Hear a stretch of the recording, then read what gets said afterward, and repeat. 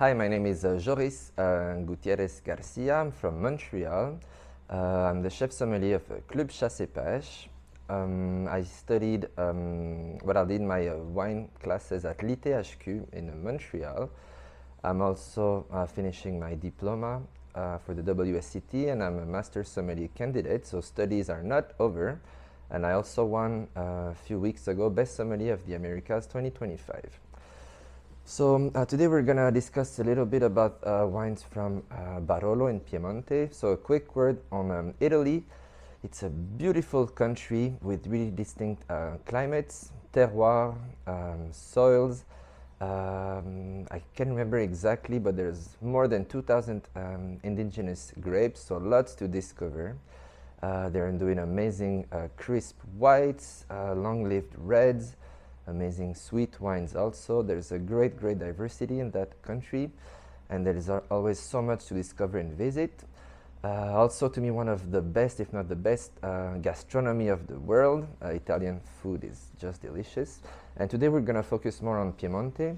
So Piemonte, it's in the northwestern part of Italy. It has a continental climate, quite warm, with an extended hot summer and usually a warm to hot autumn. There are many grapes planted there. The most well-known would be Barbera, Dolcetto, but the most famous one I would say is Nebbiolo, which makes the wine of the Barolo we're going to try today. So in the Piemonte, there's a smaller region called Langhe, and that's where we can find the DOCG of Barolo. So Barolo is one of the most well-known wines of Italy and the world. It's 100% Nebbiolo.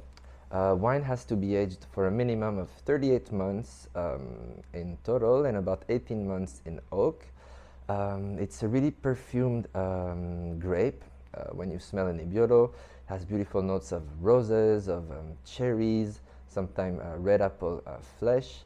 It's always pale in color, and I think it should always be pale in color because it loses its pigmentation quite quickly.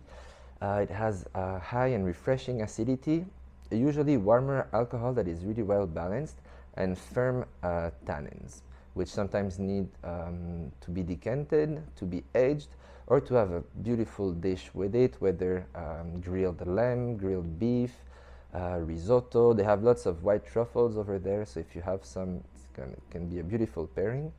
And I think Barolos can be enjoyed in its youth, but the best ones, when they come from a great site and made from a good producer, they can age for easily for 10, 15, or even 20 years.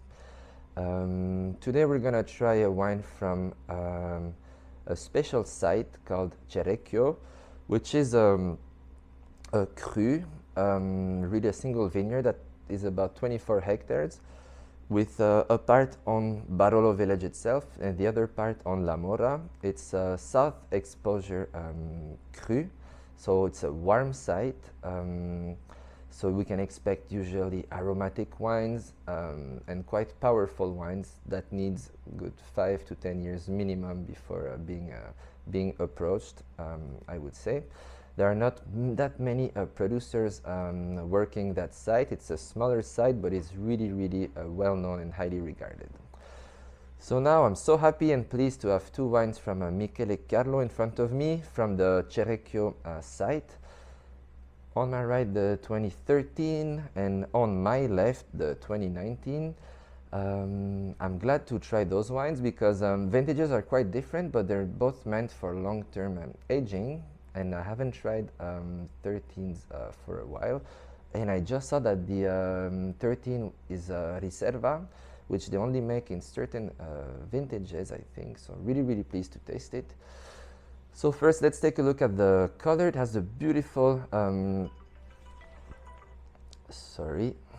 it has the really beautiful garnet color, showing a wine that has a bit of evolution. On the nose, it is aromatic. You have lots of dried flowers, dried roses and dried violets. Also some dried plums and dried figs, and it's quite earthy. We have some mushrooms and forest floor aromas. So really beautiful nose. On the palate,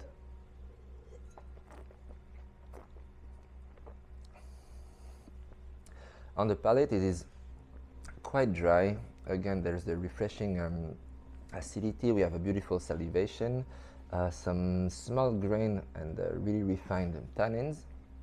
It's long, it's complex, it is really good, and to me right now it's a perfect time to drink it. I think it is quite opened, and the tannins are, even though there's the small Nebbiolo tannins, they're quite smooth and polished. Then the 2019. So the color is about the same, also red in the core, filling to a garnet rim. On the nose, it's even more aromatic, and I would say more fruity, less of the earthy aromas. So flowers here are more fresh than dried, and it's a bit more, the fruit profile, it's a bit more fresh also. I have some just fresh raspberries, fresh cranberries, some pomegranate also, and also some licorice. I still have a little bit of earthy notes, but most like earth or clay aromas than evolution notes on the palate.